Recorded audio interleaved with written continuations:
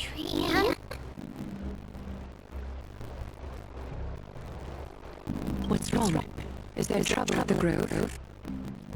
Yes, I sensed something. It was bleeding, but very strong. It feels like they're in some big trouble. Trian used the Century Gate again. Can you see what's actually happening? No, it's fuzzy like always, but the enemy's aura has disappeared. Maybe they moved to a safe place. Let's hope that it's just a false alarm. We should place our trust in her and Castra's teacher. They will keep Trian safe. Hey, you're talking like we're little kids. One day, Trian will reach her limit, and Trevi will take on the role of gatekeeper from her. We are all aware of that. I am just a little concerned about her state of mind. Trian was already unable to speak, even in short sentences when they left. We want to say a proper goodbye at the very least. I will pray with you. Thanks. And Aggie, it looks like they will need you to come with us to the baths this time to unwind. It feels like neither of us have laughed for a long while.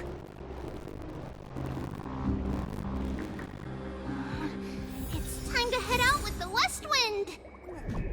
All right.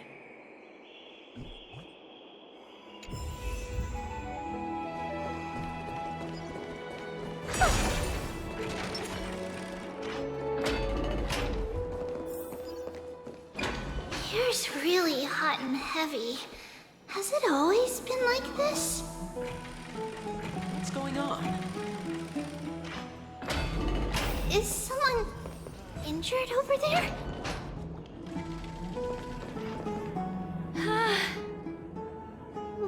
What happened here? Watch out! Watch out! For the Kremnoan! Kremnoan? This is their doing?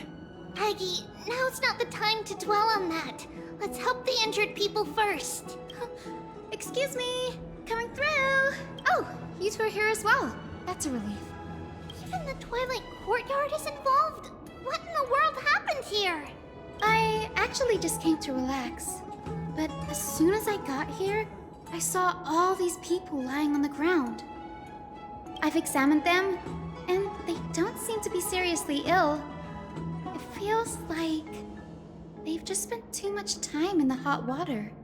Multiple individuals fainting simultaneously from the hot pool steam?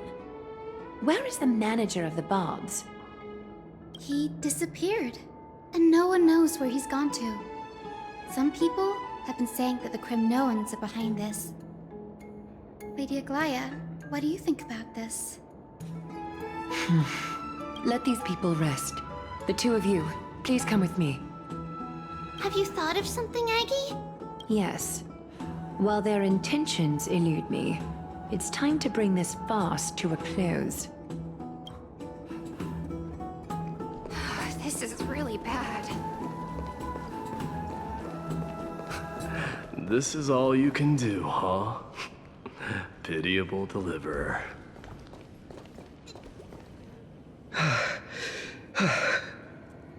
Snowy! Even Snowy! The culprit. The culprit is Mightimos. Oh, Dee! What did you do to everybody? It's just another duel where I claimed victory. Duel? As I expected. On the surface, these two are the mightiest warriors in the Holy City, but they're still impulsive youths at heart. Speak up, Mighty. Tell us exactly what kind of foolishness you and Finan indulged in this time.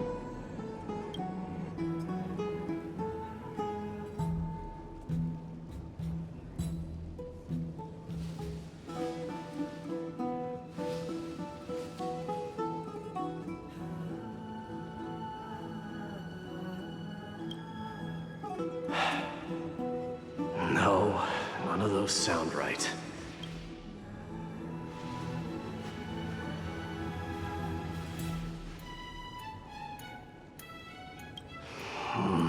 Forget it.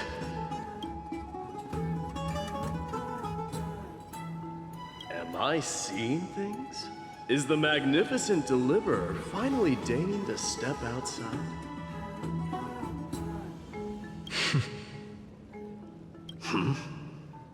What kind of response is that? nothing. I was just imitating your usual response.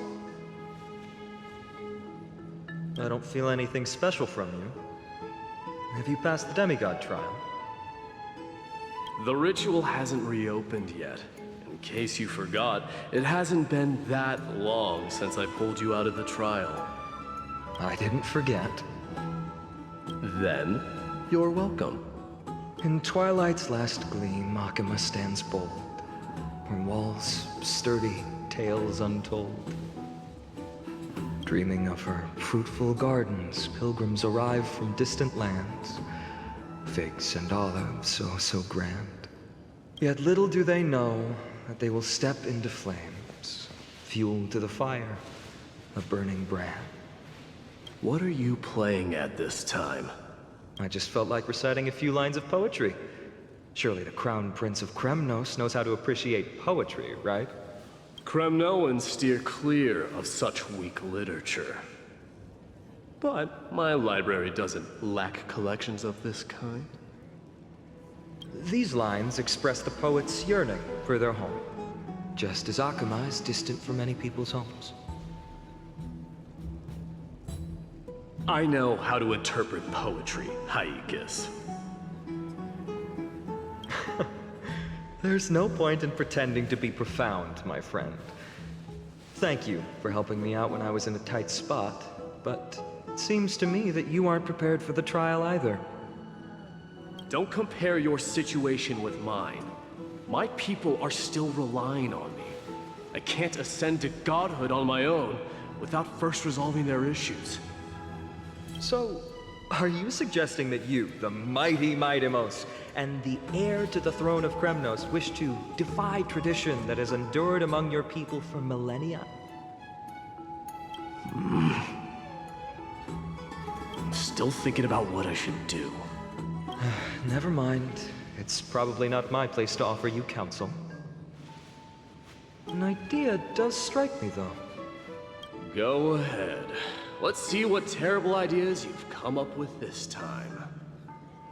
Maybe we both need to relieve some stress. Come, Mightimos. Let's recommence our previous competition. This time, we'll see who can stay in the super hot bath for longer. What? Are you chickening out? The phrase chickening out does not exist in the Kremnoan language.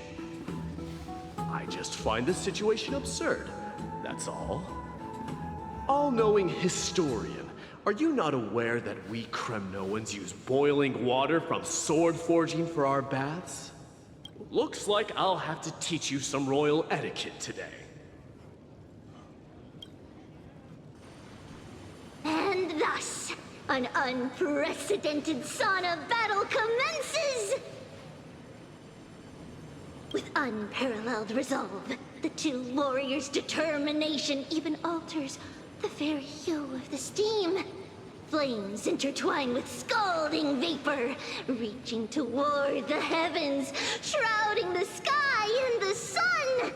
The spectacle is so magnificent that none dare gaze upon it directly. Since we can't see what's happening in the competition, why don't I regale you with a tale of kings to pass the time? Do you recall the legend of the Gorgo lion mentioned by a certain veteran? The central figure, the main character, was not the sole sovereign of that land. An oryx stood as its formidable rival. Long before the dawn of Erechrysia, the two beasts started their timeless battle on the plains of Tritos. The lion regarded the oryx as its food, while the oryx perceived the lion as a scornful, oppressive, and challenging barrier that it swore to topple with its antlers. For tens of thousands of years, without respite, the two creatures thus continued their relentless pursuit and rivalry.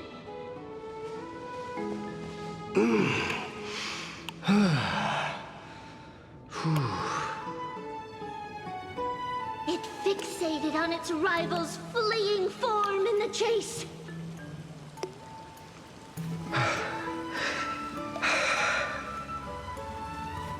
It set its sights on the other's neck, nearly within reach.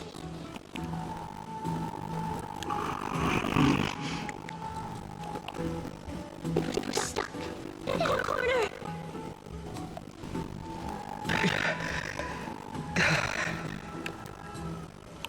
It had nowhere to escape. On the land of Amphoreus, some lives meet their end at dusk, some at dawn, and yet others are fated to perish under the blistering sun at noon. And at last, the most scorching moment of the day descended upon them. The formidable hand of fate heeded their call and arrived! My lords, would you like me to reduce the temperature a little?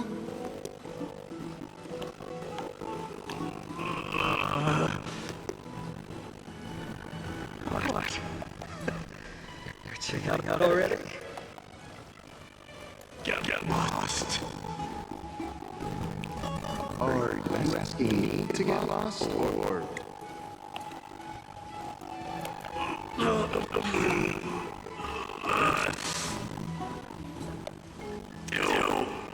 Whatever you want. Please, forgive my presumptuousness, my lords.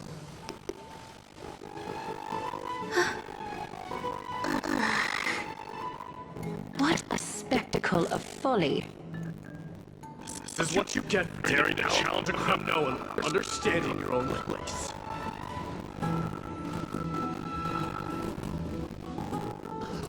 What I'm saying is, your little game dragged down quite a few innocent souls alongside you.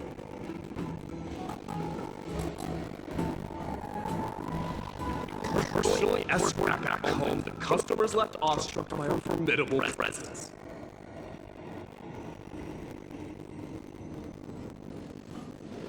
This is fair. You're wearing nameless. Is this the latest trend now? Getting into the basketball dressed in full armor?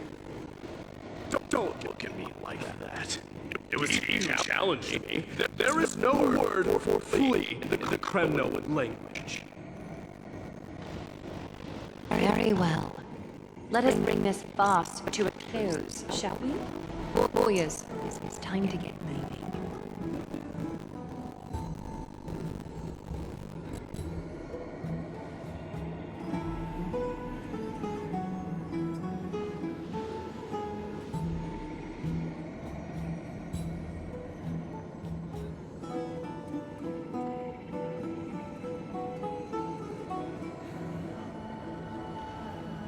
Alas, the flame chase journey is destined to be a lengthy one, replete with obstacles. But thanks to those two, all the gloom has vanished into thin air. Oh, we just had quite the commotion. It's not every day we find the Marmoreal Palace this serene. Shall we continue with our previous plans? Hyacinth, would you care to join us? Such an empty bath is indeed a rare sight. I was looking forward to unwinding after work. I'd be delighted to accept your invitation, Lady Treeby.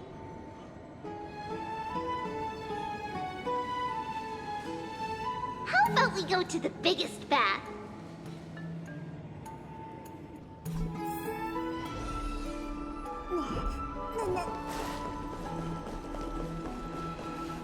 Let me check. The water temperature feels just perfect. So, how is the feeling of having the entire bath to yourselves? It's so good. But, Lady Treeby, aren't you going to soak in the bath with us?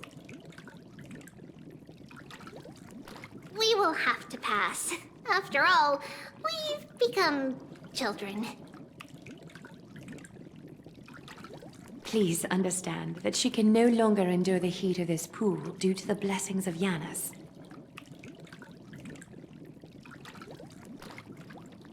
Oh, Are you curious about us, Hyacinth? I am, but something tells me that it might be better to change the topic. Don't get all nervous. It's not something we can't discuss. The truth is, a long, long time ago, we were a mature adult just like Aggie. Then, because of reasons, we inherited Yanis's divinity and gained the power of passage.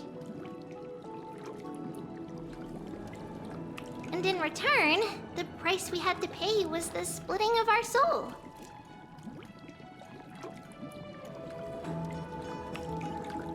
Each opening of the Century Gate intensifies the strain on Treeby and the others.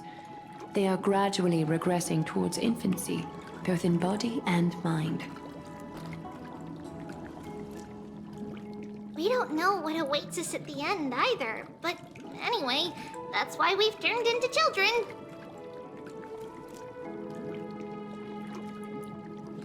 In that case, when you opened that giant sentry gate above Akama during the battle against Nikador,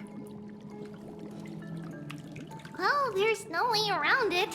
We all know that the flame chase journey won't be a smooth ride.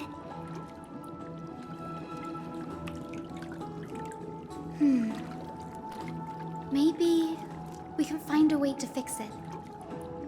The primary research focus of Noosporists is the soul. We explore its depletion and methods to restore dispersed souls. As long as research continues, there might be a breakthrough that can help. We will do everything we can. So your first reaction is in fact denial. You're indeed an Access student. I look forward to your good news, Hyacinth.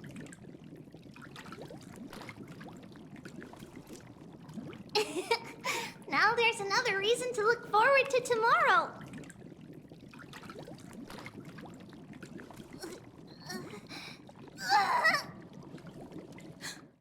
Lady Treeby, what's wrong? Something's off.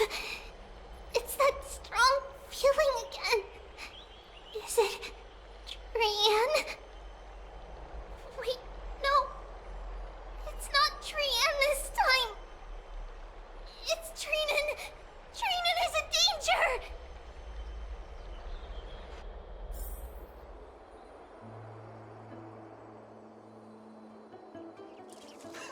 I win this round of escorting the bathers home. How does one contender alone make a valid competition? Offering a compliment or two wouldn't be the end of you, you know.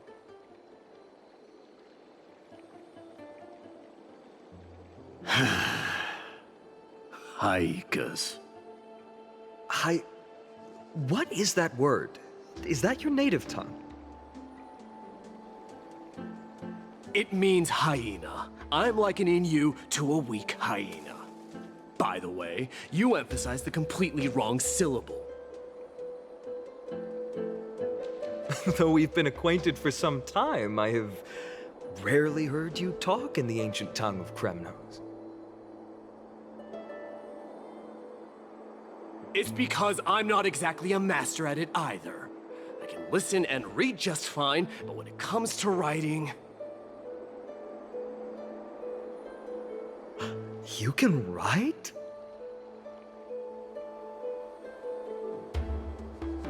You speak as if you don't have a brain.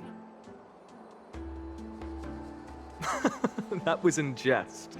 I understand. After all, you spent all your childhood wandering far from home. Worry about yourself first, Deliverer. You also never mention your hometown, apart from when you need to introduce yourself. Well, it's because there isn't much to say. Ides Elysiae is simply a tiny village that disappeared many years ago in the flames of war. The only times I get to see it are in my dreams, and in the trial from the Lance of Fury. I knew it. Yes, I saw it all. Ides Elysiae ablaze with everyone. My family, friends, and my kin, lying in a sea of flames. A blood-red half-sun hung in the sky, just like on that day. And before my eyes, that murderer killed Cyrene. But I saw its form this time.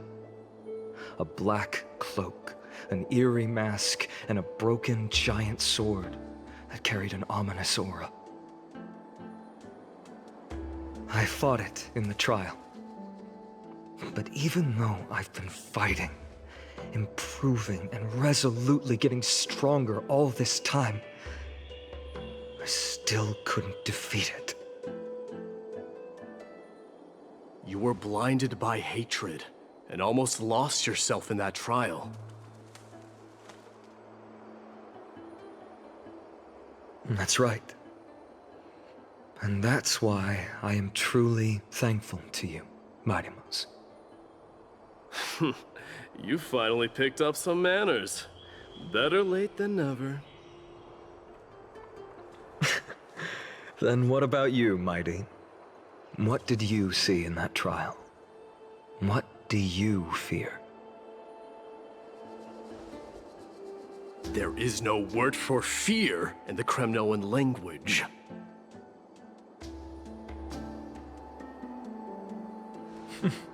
I'm getting the feeling that your language has no words at all.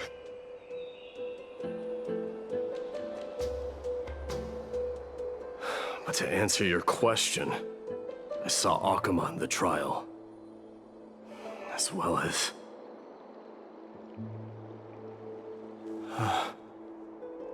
my old comrades. Hephaestion. Perdiccas. Ionius. Ptolemy. And Possesta. Ever since I returned from the Sea of Souls, these five have been by my side. We faced life and death together during our days in exile. Those 10 years were arduous, and filled with moments worth treasuring. Each night, we would gather by the campfire, savoring honey brews and singing our hearts out. The wind in the wilds of Amphoreus smelled like rust. Hephaestion would always tease me about adding goat milk to the honey brew, claiming I ruined the blood-red color of the drink. He had a scrawny figure, but was a relentless force on the battlefield, dispatching foes without so much as a blink. Perdiccas was an expert in concocting medicines, delving into all those strange folk remedies. Leonius was a swift runner, and our most reliable messenger. Ptolemy was a real bookworm, always spouting off in chapters and verses. When we left Kremnos, he made off with a stack of ancient tomes from the Grand Library. Not like it mattered, as my family owns the library. And then there was Possesta. He was the silent type, but a truly masterful musician. This is the first time I've heard you mention these five, and their names. They died on the battlefield before the Kremnoan detachment managed to join Akuma.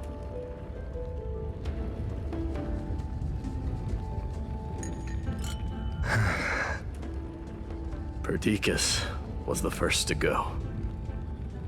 He was shot in the stomach by a poisonous arrow from the people of Ladon in the second month of cultivation. In the end, his remedies mended all but himself. Midamos, do not mourn. I have achieved honor by bestowing a noble death upon the enemy. Leonius died in the 5th winter. Idonia's snowstorm lasted 3 full months. On the night of the fiercest storm, our foes launched their assault. Idonia. Is that the city Castorus used to live in? Yes. Those zealots were as fearless as Kremnoans in the face of death, but they lacked respect for honor. They cornered us in a bottomless swamp. Leonius covered for our retreat, and they cut his legs off. He vanished into the mire of a foreign land, his body never to be recovered.